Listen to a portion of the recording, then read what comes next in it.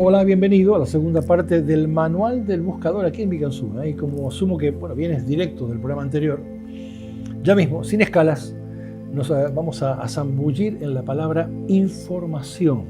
Cuidado con esa palabra. Y vamos a abordarla desde un ángulo familiar, yo te diría, desde lo cotidiano.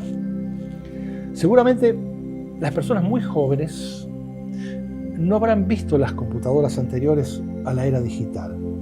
Yo sí las vi, incluso, te cuento que llegué a trabajar en ellas. Y desde luego, que podían manejar una buena cantidad de información para aquella época, pero comparadas con las computadoras que hay hoy, con las actuales, eran algo así como, grandes dinosaurios que ocupaban un espacio enorme. Ni te imaginas el espacio que hacía falta para poner una computadora. Y además, procesaban la información que recibían con la lentitud de una tortuga, comparadas con las que tenemos hoy en día. Y aquí suele aparecer la confusión más frecuente con respecto a la información y la energía, ya que mucha gente cree que son la misma cosa. Pero afortunadamente, esto es algo fácil tanto de explicar como de comprender, mediante un buen ejemplo. Cuando cuando compramos una computadora nueva, ¿qué es lo que usualmente hacemos primero? Conectarla a la corriente, a la pared, ¿verdad? Para encenderla.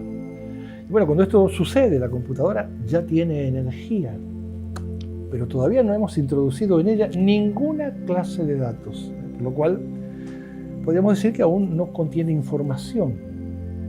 Y si después de algún tiempo que estemos trabajando en nuestra computadora y tengamos almacenada en ella mucha información, una gran cantidad de datos, la desconectamos de la pared, se quedará sin energía, pero toda la información seguirá estando allí.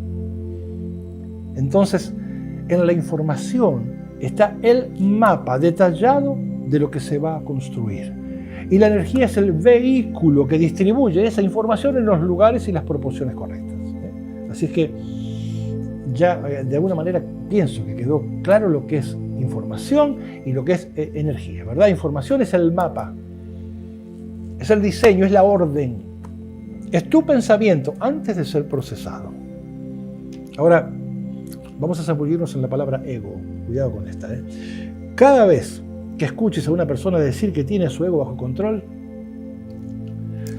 o a esos otros que tampoco faltan diciendo que se han desprendido de su ego, te recomiendo que ante estos individuos solo hagas uso de la observación y que no se te ocurra discutir ni de este tema ni de ningún otro con ellos. Tú solo obsérvalos y a medida que transcurran los minutos, verás a ese ego supuestamente bajo control o erradicado ir apareciendo en el comportamiento de esos individuos de innumerables formas, tamaños y colores.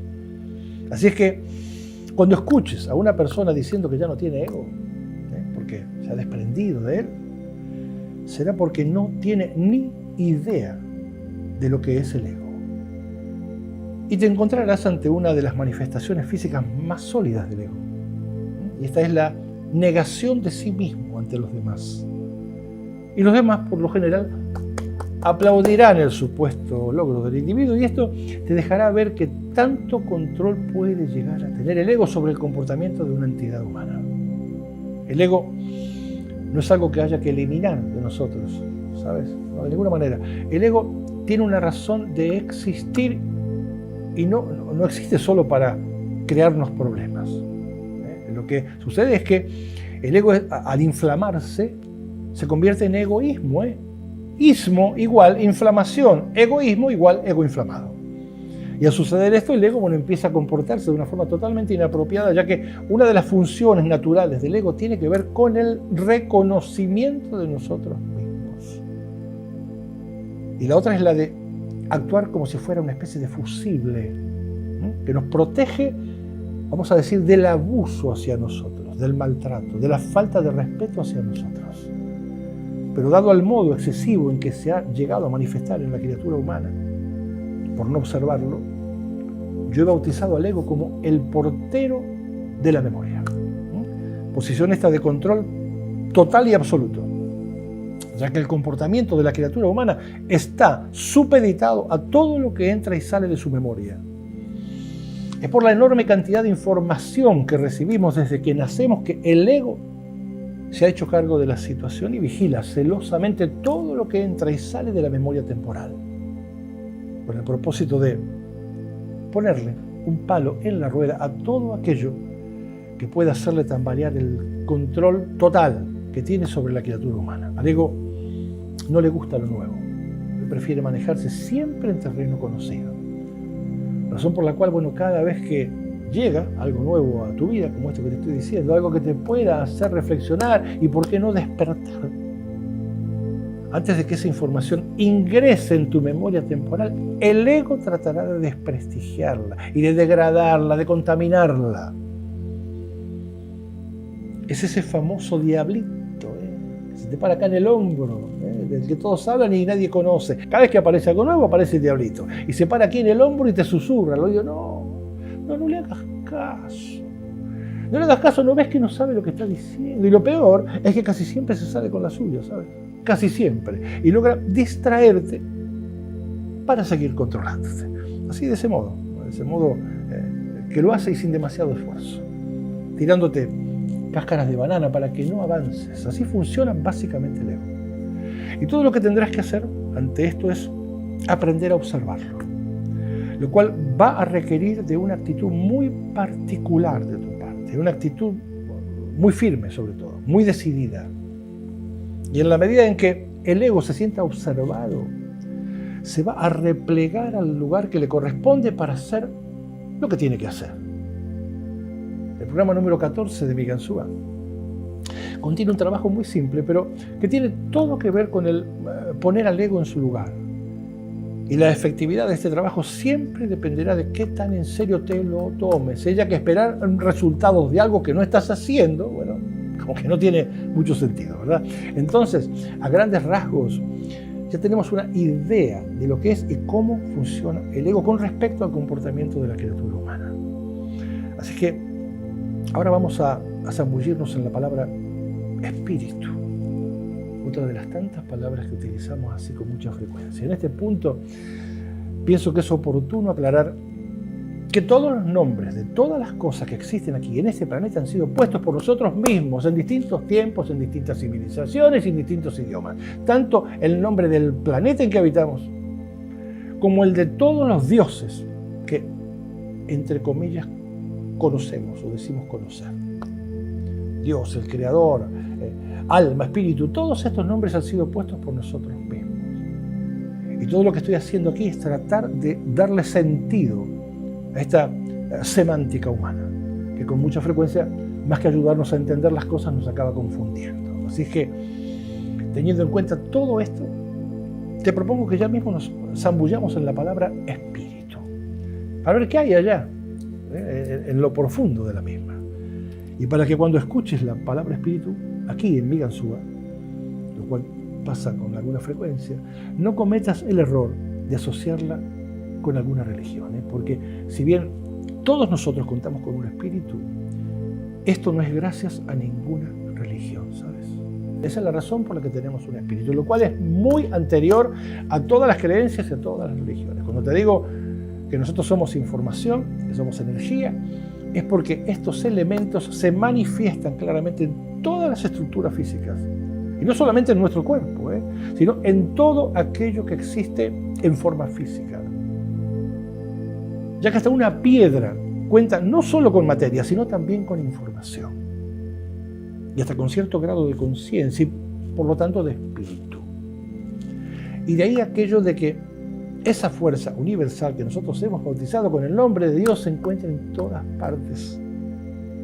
Y al mismo tiempo, espíritu es Dios, espíritu es conciencia universal, espíritu es lo intangible habitando en todo lo tangible. Espíritu es eso que los científicos están buscando desde hace más de medio siglo gracias a un señor de apellido Higgs, quien sostenía que había una fuerza que estaba por sobre todas las fuerzas conocidas y que era la responsable de que todo se encontrara en su lugar.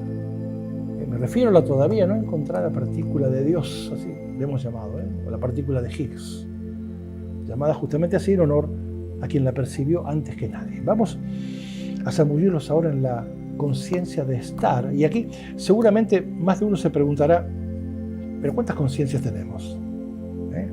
Bueno, tenemos dos.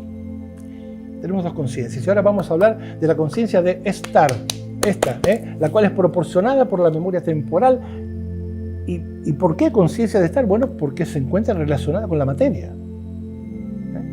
Porque cuando decimos algo como, por ejemplo, yo estoy consciente de esto o estoy consciente de aquello otro, me estoy refiriendo a objetos y a situaciones atrapadas dentro del espacio y del tiempo. Solo lo material puede estar. Solo lo material puede ocupar un lugar físico. Y lo único que me permite estar consciente de mi entorno material es la información que se encuentra atrapada en mi memoria temporal. Y gracias a ella es que podré interactuar con aquello que me rodea, con todo lo que me rodea, casi todo lo que me rodea. Y de ese modo es que podré decir que estoy consciente de todo lo físico que está a mi alrededor, en mi entorno. Vamos a ir ahora hacia la conciencia de ser. Si tuviese que explicar la diferencia que existe entre la conciencia de estar y la conciencia de ser, te diría que la conciencia de estar es la biblioteca del barrio y la conciencia de ser es la biblioteca universal. Y eso se debe a que la conciencia de estar se encuentra limitada a la información que habita aquí en la memoria temporal, una memoria que es absolutamente local, dependiente de la información recibida desde que nacimos y nada más que eso. Mientras que la conciencia de ser contiene información muy superior, tanto en calidad como en cantidad. Es por el solo hecho de contar con las experiencias y las vivencias de muchas memorias temporales anteriores. Tú me entiendes, ¿verdad?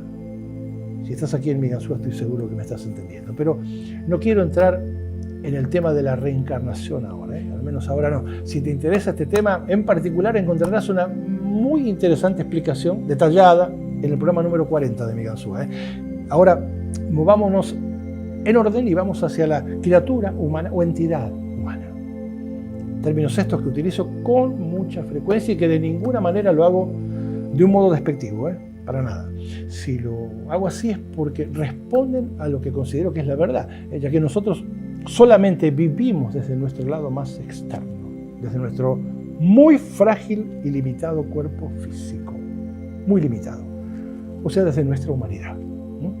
Y con la estrecha panorámica con que podemos observar la existencia desde nuestros 5 sentidos físicos. Bueno, y por esa razón es que la única fuente de datos que utilizamos para referenciarnos con todo lo nuevo que va llegando a nuestra vida es nuestra memoria temporal, es la información que se encuentra allí.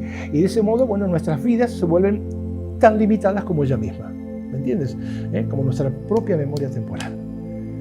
Y todo esto, bueno, por la sencilla razón de que no nos damos cuenta. Por eso siempre te digo, despierta y date cuenta de que si hiciéramos contacto conscientemente con nuestra otra naturaleza, con la naturaleza del ser, podríamos además recurrir a esa conciencia, mucho más grande, la conciencia del ser, a esos archivos que contienen tanta información, la cual fácilmente podría expandir en grande nuestra percepción de esta experiencia física que estamos teniendo. Y si eso pasara, bueno, podríamos, con toda razón, empezar a llamarnos a nosotros mismos seres humanos.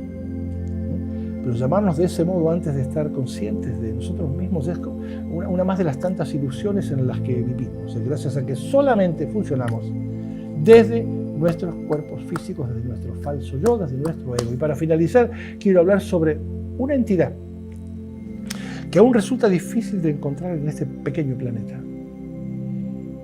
Me refiero al ser humano, al verdadero ser humano. Y si no lo menciono con frecuencia en cada uno de nuestros encuentros aquí en Miganzúa es porque siempre me enfoco en el comportamiento humano, el cual se encuentra cada vez más saturado de disparates. Lo cual no sucedería si el ser humano tuviese una mayor presencia en nosotros, en nuestro comportamiento de todos los días.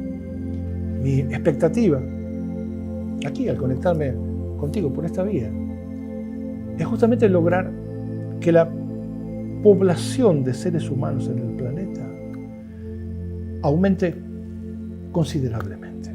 Esta humanidad necesita comprender lo antes posible que lleva siglos moviéndose en una sola dirección, hacia afuera de sí mismos, huyendo de sí mismos, cautivados por la limitada información que reciben a través de los 5 sentidos físicos, haciéndoles creer que eso es lo único que existe.